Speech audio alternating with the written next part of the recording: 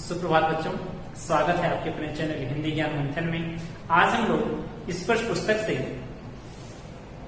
कक्षा 9 की पुस्तक से आदमीनामा पाठ का अध्ययन करेंगे, जिसके रचयिता नजीर अकबराबादी जी हैं। जैसा कि पाठ का नाम है आदमीनामा, इस पाठ में आदमी के गुणों के बारे में बताया गया है कि आदमी के अंदर सकारात्मक गुण भी होते हैं और नकारात्मक गुण भी होते हैं, और किस प्रकार से इन्होंने अलग अलग कह सकते हैं कि कैटेगरी में डिफाइन किया है कि आदमी मियाँ अर्थात कह सकते हैं कि आदमी ही विभिन्न प्रकार के धर्म ग्रंथ को चलाने वाला है, विभिन्न प्रकार के धर्मों को उपदेश देने वाला है, और आदमी ही कुछ ऐसे उसमें से आदमी होते हैं जो कि लोगों की जूतियां तक चुरा लेते हैं, लोगों को हानि पहुंचाते हैं। तो एक तरफ सकारात्मक पहलू है, एक तरफ नकारात्मक पहलू है। तो आइए देखते हैं इस कविता को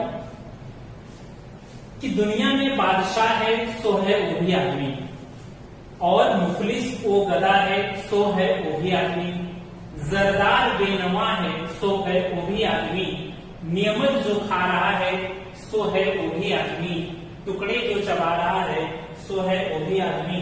तो देखें, इस कविता में नजीर अकबराबादी जी बता रहे हैं कि दुनिया में जो बादशाह है, जो राजा है, सो है वह भी आदमी, वह भी एक आदमी है।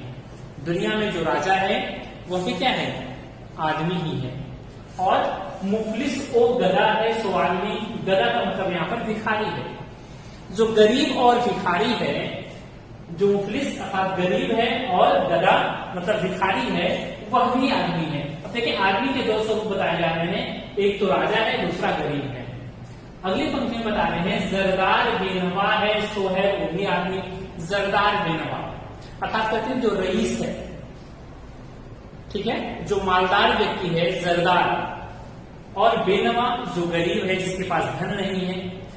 तो जो मालदार व्यक्ति है वह भी आदमी है, और जो बेनवा है, जो गरीब व्यक्ति है, वह भी आदमी है। आगे, नियमत जो खा रहा है सो वो भी आदमी। नियमत मतलब अच्छे अच्छे भोजन, स्वादिष्ट पकवान, विभिन्न प्रकार के व्यंजन, जो भी विभिन्न प्रकार के व्यंजन खा रहा है, स्वादिष्ट भोजन खा रहा है, वह भी आदमी है। और टुकड़े चबा रहा है सो है वो भी आदमी। जो टुकड़ों को चबा रहा है अर्थात सूखी रोटी खा रहा है, वह भी क्या है? आदमी है। तो आदमी के विभिन्न प्रकार के गुण बताए गए हैं कि आदमी क्या है? राजा भी है, गरीब भी है, बहुत पैसे वाला भी है, और बिल्कुल धनहीन व्यक्ति भी है। जो अच्छे अच्छे भोजन कर रहा है वह भी आदमी है, जो भोजन नहीं कर रहा है, जो टुकड़े चबा रहा है, वह भी आदमी है। आगे देखें, दूसरे वाले पद में बता रहे हैं कि मस्जिद भी आदमी ने बनाई है या मियाँ। या मियाँ यहाँ पर संबोधन करने का अर्थ है हम लोगों से कह रहे हैं नजीर अकबराबादी जी, ऐ लोगों, इस मस्जिद को भी आदमी ने ही बनाया है। अर्थात मंदिर और मस्जिद का जो निर्माण किया जाता है वो आदमी द्वारा ही किया जाता है, और बनते हैं आदमी ही इमाम और खुतबा। और इस मंदिर के जो पुजारी होते हैं, इस मस्जिद में जो पीर होते हैं, वो लोग क्या होते हैं? इमाम जो होते हैं वह आदमी ही होते हैं। किसी मस्जिद का जो इमाम होता है, जो मुखिया होता है, वह भी आदमी ही होता है। और खुतबा का अर्थ है कि ऐसे धर्म ग्रंथ जिनको अर्थ को पढ़ करके हमें समझाए जाते हैं, जैसे कुरान हुआ, भगवत गीता हुई, इसमें जो बातें लिखी हैं उसको हम तक पहुंचाना, उसको ट्रांसलेट करके, उसको अनुवाद करके, उसको समझा करके हम तक जो पहुंचाता है वह भी कौन होता है? आदमी ही होता है।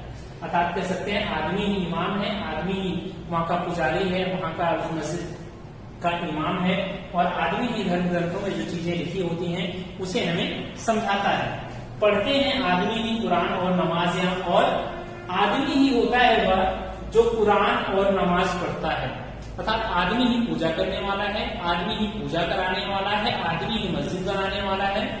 आगे कह रहे हैं, और आदमी ही उनकी चुराते हैं जूतियां। अब यहाँ पर देखें कि नकारात्मक पहलू बताया गया है कि और वह आदमी ही होता है जो मस्जिद के बाहर जो जूतियां रखी होती हैं, जूते रखे होते हैं, चप्पल रखे होते हैं, उसको लेकर के भाग जाता है।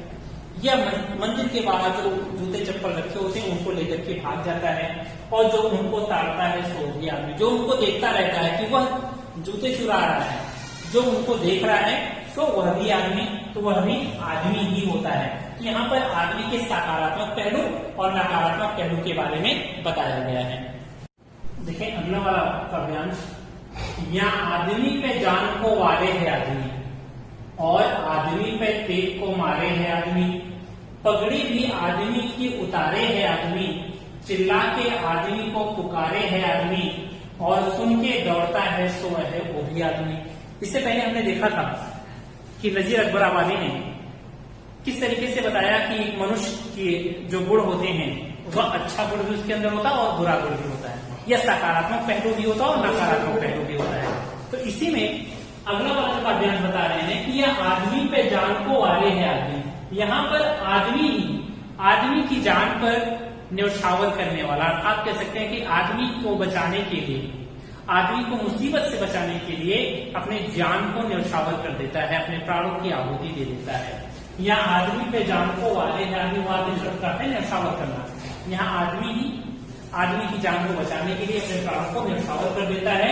आगे और आदमी पे तेग को वाले है आदमी, और आदमी एक दूसरे को मारने के लिए, तेग का शब्द का होता है तलवार, कि आदमी ही तलवार से एक दूसरे व्यक्ति को मारता है, वह भी आदमी होता है। अर्थात जो आदमी की जान बचा रहा है वह भी आदमी है, जो आदमी को तलवार से मार रहा है वह भी आदमी ही है।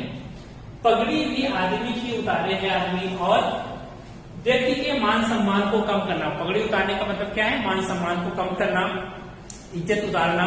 तो कह सकते हैं कि व्यक्ति होता है वह आदमी ही होता है जो दूसरे के मान सम्मान को कम कर देता है और चिल्ला के आदमी को पुकारे आदमी। और जब भी मुसीबत पड़ती है, जब भी कोई ऐसी विपदा आती है, उस समय व्यक्ति क्या करता है? चिल्ला करके आदमी को पुकारे आदमी, कि आदमी ही चिल्ला करके उस आदमी को, उस व्यक्ति को पुकारता है, उसको बुलाता है। आगे और सुन के दौड़ता है सो आदमी, और वो सुन करके, उसकी पुकार को सुन करके जो उसे बचाने के लिए दौड़ता है वह भी कौन होता है? आदमी ही होता है। देखिए इसमें सकारात्मक और नकारात्मक पहलू, कि आदमी को बचाने वाला सकारात्मक पहलू हो गया और मारने वाला नकारात्मक पहलू हो गया। आदमी को और कह सकते हैं कि पगड़ी उतारने वाला जो व्यक्ति है, मान सम्मान कम करने वाला, वह नकारात्मक पहलू है। उसे बचाने वाला, मान सम्मान को बचाने वाला सकारात्मक पहलू है। इस तरीके से कह सकते हैं कि आदमी में अच्छे और बुरे दोनों गुण होते हैं।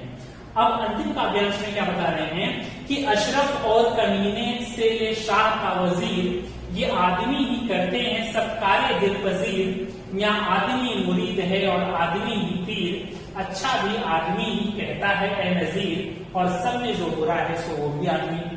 तो देखें, कह रहे हैं कि अशरफ और कमीने से ले शाह के वजीर। शाह का मतलब राजा, वजीर का मतलब मंत्री।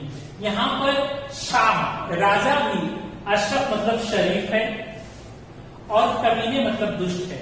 यहाँ पर राजा भी क्या है कि कमीना भी है, अर्थात दुष्ट भी है और शरीफ भी है। यहाँ पर जो मंत्री है वो भी कैसा है? दुष्ट है, और अशरफ मतलब शरीफ है। तो अर्थात कह सकते हैं कि एक व्यक्ति के अंदर दोनों गुण पाए जाते हैं, वह ईमानदार भी होता है, शरीफ भी होता है, और उसके अंदर दुष्टता वाले गुण भी पाए जाते हैं। ये आदमी ही करते हैं सब कार्य दिल पजीर। कार्य दिल पजीर, दिल पजीर का अर्थ होता है दिल को प्रसन्न करने वाले, और यहाँ पर आदमी ही एक दूसरे को खुशी प्रदान करते हैं, एक दूसरे के मन को प्रसन्नता से भर देते हैं। ठीक है, तो आदमी ही क्या है? यहाँ पर शाह है, और वह कमीना भी हो सकता है और दुष्ट भी हो सकता है। आगे बताएं, वजीर जो मंत्री है वह भी क्या हो सकता है? शरीफ हो सकता है या तो दुष्ट हो सकता है। और आदमी ही सबके दिलों पर क्या कर सकते हैं कि राज कर सकते हैं, या उनके दिलों में प्रेम या प्रसन्नता या खुशी देने वाले आदमी ही होते हैं। यहाँ आदमी मुरीद है और आदमी पीर। मुरीद शब्द का अर्थ है शिष्य। यहाँ पर आदमी ही शिष्य है, आदमी ही सेवक है, और आदमी ही पीर, और आदमी ही उसका गुरु है। आदमी ही गुरु बनता है और आदमी ही सेवक बनता है। और अच्छा भी आदमी है कहाता है नजीर, और अच्छा जो कहाने वाला व्यक्ति होता है, हम कहते हैं कि यह व्यक्ति बहुत अच्छा है, वह भी कौन है? आदमी ही होता है। और सब में जो बुरा है सो आदमी, और जो सब में बुरा है, जिसको हम कहते हैं यह बहुत बुरा व्यक्ति है, वह भी आदमी है। तो यहाँ पर आदमी नामा जो शीर्षक है, आदमी के गुणों के बारे में बताया गया है कि आदमी के अंदर सकारात्मक और नकारात्मक दोनों पहलू होते हैं। हमें सकारात्मकता की तरफ बढ़ना है, हमें अच्छे गुणों को अपनाना है, और ताकि हमें लोग कह सके कि अच्छा भी आदमी है कहाता है नजीर, कि हमें भी लोग अच्छा व्यक्ति कह सकें। तो आशा करता हूँ कि व्याख्या आपको समझ में आई होगी। ये व्याख्या आपको अच्छी लगी है तो मेरे चैनल को लाइक करें, सब्सक्राइब करें। धन्यवाद।